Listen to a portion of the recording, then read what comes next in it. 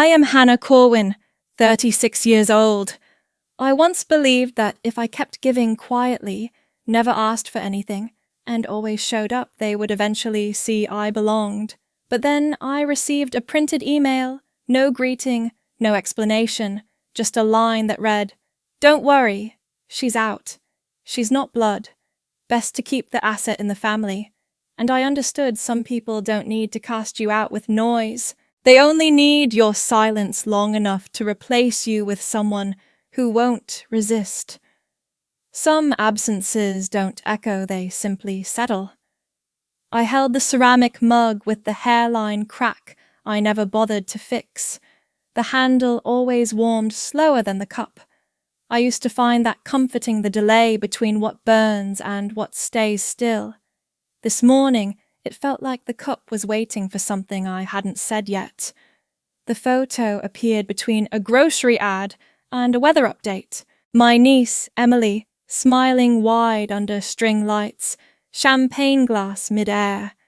Pre-boarding dinner for the Corwin Yacht. Legacy. A second photo loaded Stephanie at the center of the table, one hand on the menu, the other gesturing like she was telling a story worth listening to. Someone had tagged Daniel. Not me. There was no message, no forwarded invite, no mistaken email chain to trace. I scrolled up just to be sure. Nothing.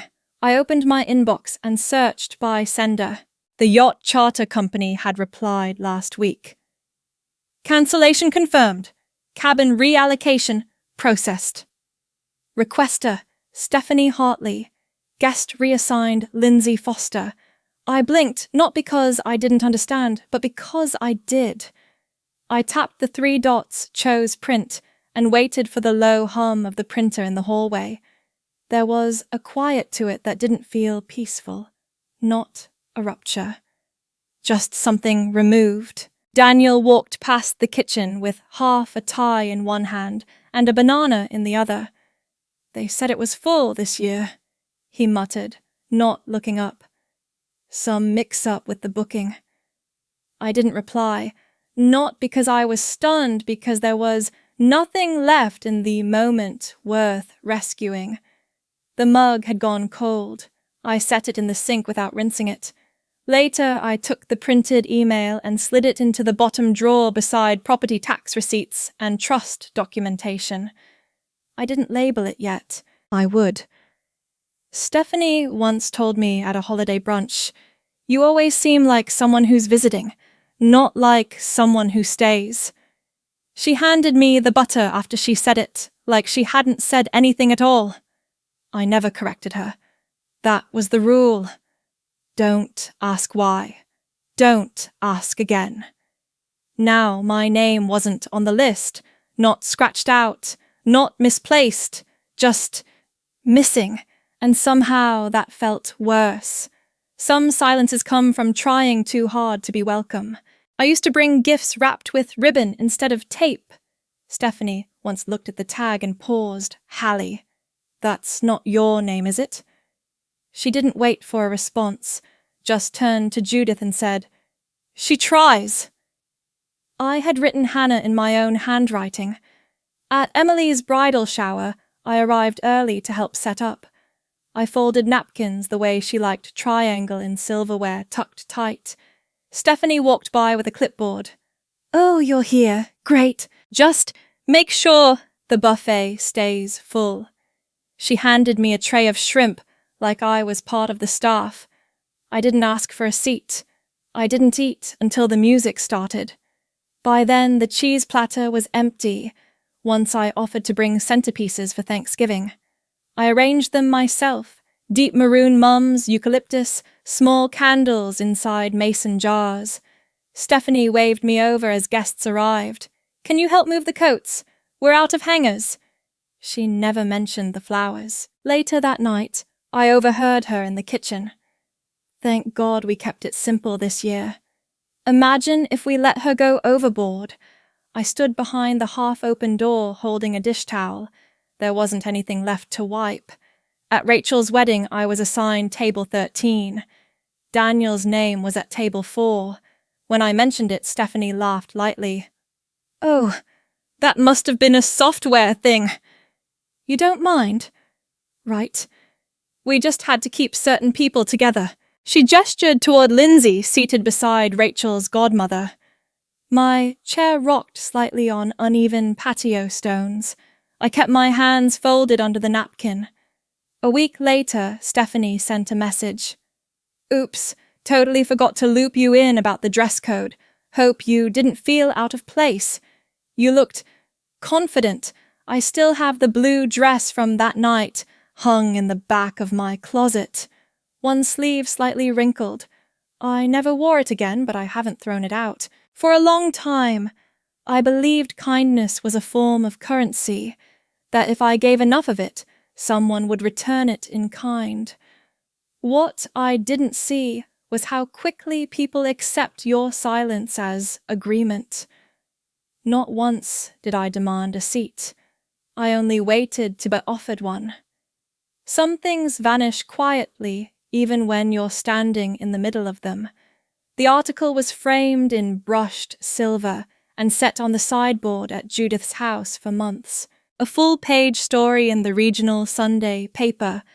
The Corwin legacy, a family anchored in community. Stephanie stood beside Daniel, both holding glasses. Judith sat between them, pearls fastened neatly at her collar. I was in the photo too, barely. Only the curve of my left shoulder made it past the edge of the crop. Stephanie handed me a copy over brunch. You're in this one sort of with a smile that didn't reach either eye. Judith nodded once.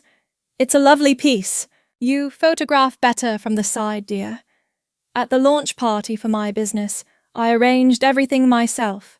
Neutral linens, local wine, tall candles that didn't drip. The guest list was small, carefully chosen. Daniel had meetings. Stephanie was in the city. Judith never opened the RSVP. A florist friend had sent over a bouquet in a clay pot, blues and whites, nestled inside a card to the woman who built it without shortcuts. I left it on the kitchen table the next morning. Stephanie stopped by to drop off a tin of lemon cookies.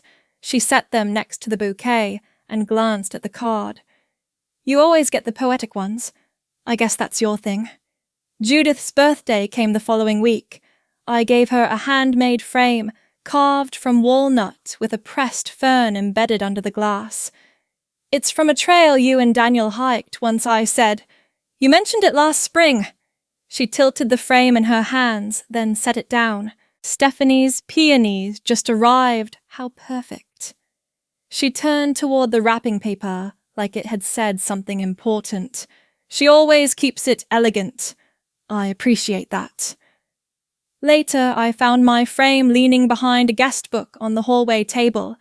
No photo inside. Dust had already settled along one corner. Daniel hadn't said anything during the exchange.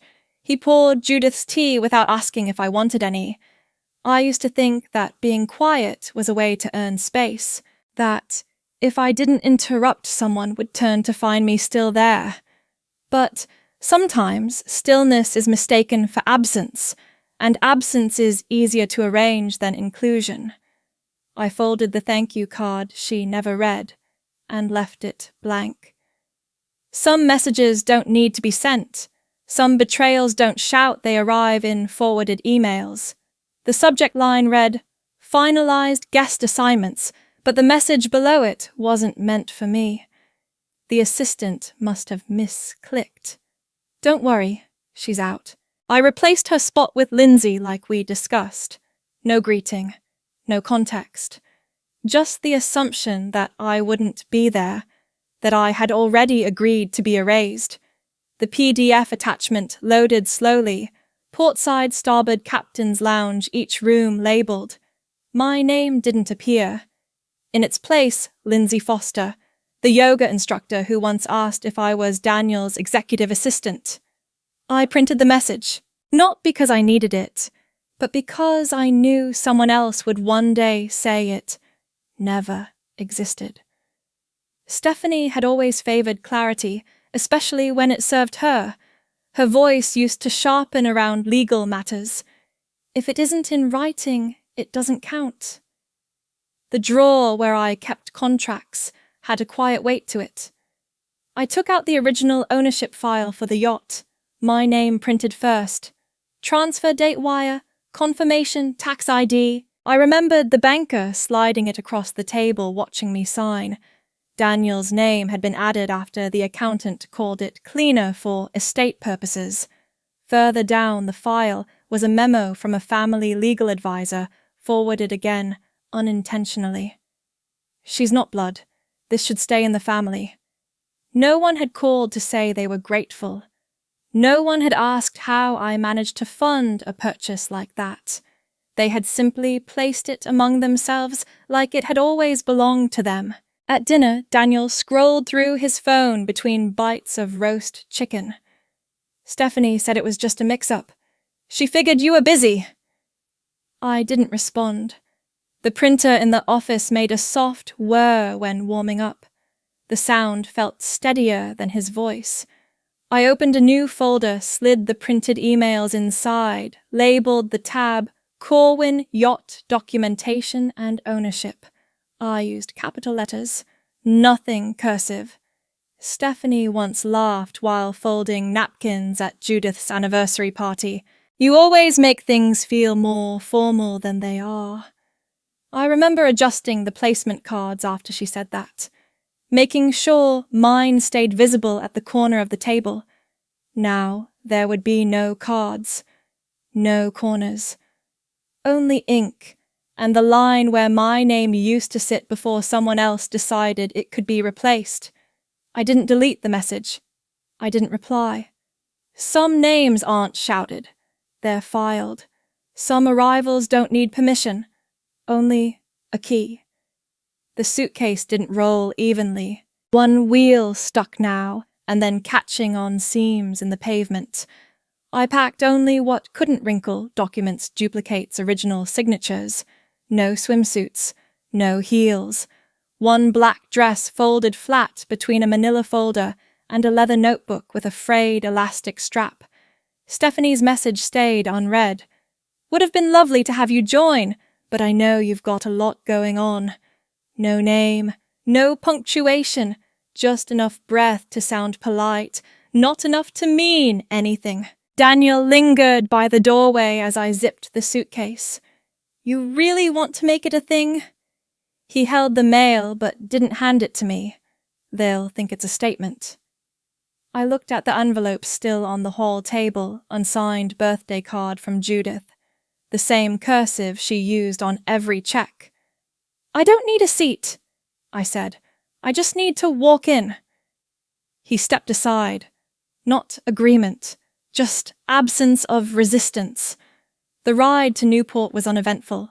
The driver didn't ask questions. I kept my phone in my lap, but didn't check it. There was nothing left to clarify. At the marina, the sky held a dull hush like a breath before thunder. People moved around me carrying bright tote bags and windbreakers in pastel blues. I walked past them in a long coat that didn't match the weather. Stephanie stood near the edge of the dock, gesturing with a flute of champagne. Her smile was aimed slightly off-center, directed at a group that hadn't yet arrived. She didn't see me at first. Judith did. She turned, adjusted her collar, and whispered something to Gary, who gave a small shrug. I kept walking. Captain Mari Doyle stood at the boarding ramp, tall, composed, one hand behind her back. Welcome aboard, Ms. Corwin. The owner is now aboard. No applause, no camera. Just a pause that made its own kind of sound. The folder in my hand pressed against my side like a second spine. Inside it, copies of every document I'd been told to store quietly. Ownership, not invitation. Stephanie once told me while cutting cake at a baby shower, you always bring things, but somehow it still feels like you're waiting to be let in. I had smiled then. Not because it was true, because even then I had already stopped knocking. Some presences unsettle more than absence ever could. The lemon water left a faint ring on the railing, even with the napkin folded underneath. I held the glass lightly, just enough to keep it from slipping in the wind. They served cocktails at 4. I never asked for one. The file rested on my lap. I didn't open it. I didn't need to. The weight of it had already done its work. Voices carried from the upper deck, laughs that spiked too quickly, footsteps pausing when they passed near where I sat. No one addressed me directly, but no one told me to leave, either. Stephanie walked by with a guest in tow, speaking louder than necessary. It's been such a balancing act this year, keeping the right people involved, trimming the excess. I didn't turn. The guest's eyes flicked in my direction. Stephanie's didn't. The dining room glowed in the evening's soft linens and polished silver.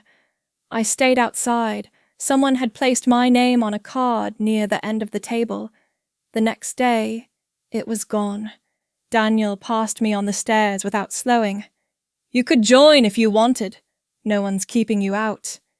He didn't wait for an answer. I wrote one sentence in my old leather journal that night. "Silence is the language of those holding proof." They stopped mentioning the itinerary near me. Megan brought me a plate once, placed it on the bench, and left before I could thank her. It was missing a fork. Judith lingered near the tea tray, watching me from across the lounge. "You're awfully quiet, Hannah. That can come across as ungrateful." She stirred her cup 3 times, didn't drink. I unfolded the schematic of the yacht's original ownership structure, not to study it, but to remind myself it still existed. My name wasn't just printed, it was engraved in the first transfer, signed by 3 attorneys and a banker who now sent holiday cards to my home. No one asked why I was there. They only adjusted their tone, recalculated their jokes, avoided eye contact when passing my chair. Stephanie had once called me passive during a family brunch, when I didn't argue over a seating change. If you don't speak up, people will assume you're fine with whatever's left. She was right about one thing. What I accepted then is no longer on offer. Some reversals don't arrive with noise, they arrive with clarity. Stephanie stood near the railing phone, angled just above her shoulder, hair, pinned back voice even. "We're so honored to share a little glimpse of our family tradition. There's nothing more grounding than legacy, loyalty, love." Each word measured, each pause rehearsed. Behind her, the deck gleamed. The table had been set in gold and eucalyptus again. Someone adjusted a napkin to match the alignment of the chairs. Then it happened. A crew member passed through the frame without hesitation. "Glad to have you aboard again, Ms. Corwin." The owner. He didn't look at the camera. He wasn't smiling. It wasn't a performance. It was protocol. Stephanie's face didn't change right away. There was a half-second beat, a flicker, a twitch at the corner of her mouth. She didn't turn. She kept talking. And the people who are here today are those who understand what it means to carry that forward. The live stream cut off mid-sentence. No sign-off. No closing sentiment. I stayed seated on the lower deck journal, open beside me, the cap of my pen resting between 2 fingers. I hadn't written anything yet. The line on the page waited. By the time I stood, notifications had started. I didn't open them. I didn't need to. Callista brushed past with her tablet in hand. "It's clipped and circulating already. Sounds clear." Yours came through louder than her words. At dinner, no one mentioned the clip. Not directly. Stephanie arrived late in a structured navy dress, lips a brighter red than usual. She leaned in toward Judith. "Let's keep the focus on family tonight. We don't need confusion." Judith didn't look up from her soup. "Then don't create any." Daniel sat across from me, napkin folded, jaw tense. When the toast came, Stephanie lifted her glass slowly. Legacy isn't about names, it's about intention, and not everyone adds to that. No one clapped. The wine glass in front of me stayed full. I reached for water. Later, I scrolled once through the stream of comments beneath the reposted clip. Wait! She owns it. She's the one they tried to leave out. That silence spoke louder than the whole speech. Stephanie once told me during a setting dispute, "You need to stop thinking visibility equals value." I hadn't responded then. I still haven't. Some clarity doesn't come from confrontation. It comes from knowing what no longer needs to be said. The contract sat open on my lap, the cursor blinking beside the line where my name should have always stood alone. I reread the clause twice, not to check for accuracy, but to feel the precision. No co-ownership, no shared signature block, just mine printed cleanly without parentheses. I sent it back to Thomas with a note. No division, just correction. He would know what I meant. Daniel hovered near the doorway to the reading room. His tie hung loosely from one hand, the kind of gesture that once invited me to fix it before a dinner or photo. "You should be the sole name on that document," he said. "This wasn't handled well by any of us." I didn't answer. The tie stayed wrinkled in his grip. He waited, then folded it and placed it on the windowsill. At breakfast, Megan poured my coffee without asking. No one corrected her. Judith passed the cream across the table, but didn't look at me when she did. "I suppose every family has a few misunderstandings," she muttered. "Some just happen to be more public." I folded my napkin slowly, set it on my plate. The cup in front of me left a faint ring on the woven placemat. Later that afternoon, I sat at the end of the upper deck with a paperback I'd brought and never opened. The spine creased when I bent it back for the first time. I read 3 pages, then closed it, not because the words lost meaning, but because I finally had enough of my own. I wrote 1 line in the journal before slipping it back into my bag. Some names are claimed, not returned. Daniel found me near the stairs, his voice lower this time. "I'll make the changes official. You earned this years ago." He waited for something. I offered none. Not thanks, not forgiveness. Just a nod. He turned away without reaching for his tie. Stephanie once told me during a gift exchange at Judith's, "You're good at being quiet." That's a rare trait, but it does make you forgettable. She handed me a candle with no label. I still keep it unopened at the back of the drawer. Not out of sentiment. Out of reminder. Not everything that's handed to you deserves to be lit. Some endings arrive without applause. Just paper. Stephanie stood beside Judith, holding a glass of something amber, her bracelet turned outward like it might catch more light. We've always protected tradition. We invite those who truly understand what this legacy means. No one shifted. A knife tapped gently against a plate. The ceiling fan hummed too slow to cool anything. I reached down, unlatched the clasp of the leather folder I'd placed beside my chair. I didn't clear my throat. I didn't raise my voice. The first sheet was an email printout dated time-stamped. "She's not blood. She shouldn't own a family asset." Typed by Stephanie. Forwarded by mistake. Not denied. I placed it in the center of the table. No one touched it. The second document was heavier. Purchase agreement, wire confirmation, initial deposit, all from my account. My name listed first without cosigner, without co-approval. Stephanie's signature appeared nowhere. Daniel leaned slightly forward. Judith's fork paused mid-air. I spoke quietly. "I'm not sharing this for sympathy, and not to be invited back into something I've outgrown." I unfolded 1 more page, just a clean ledger of transferred ownership. Final revision. I don't want to be forgiven. I want the record to match the reality. Stephanie stared at the documents but didn't reach for them. Her napkin was still folded in her lap. She set down her glass without finishing it. Judith broke the silence first. Do we really need to do this here?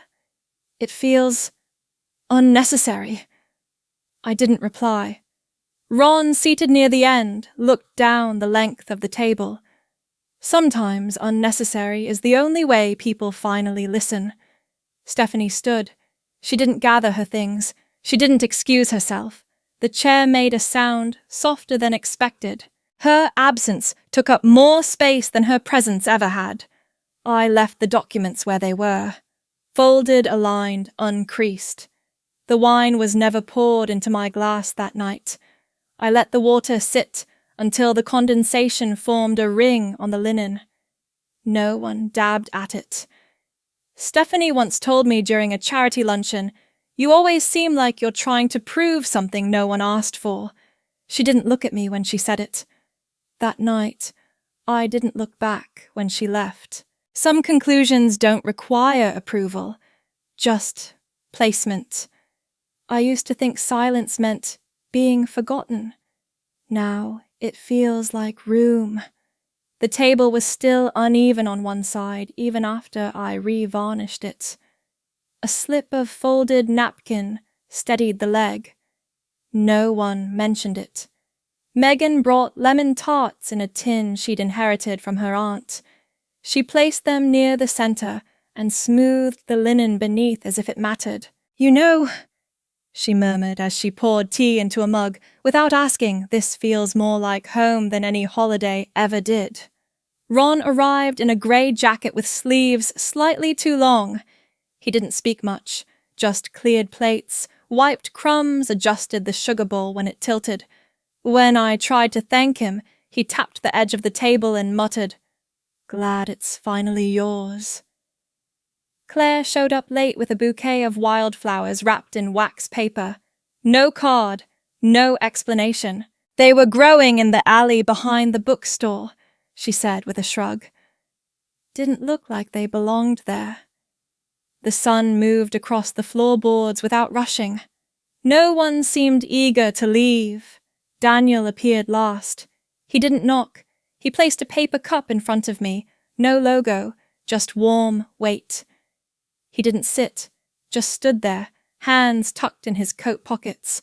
"You always liked it black, no sugar." I didn't nod. I didn't reach for it right away. In the afternoon, quiet, I opened the drawer where I used to keep the file folders, all labeled, all prepared in case someone needed proof. They were still there. Intact. Untouched.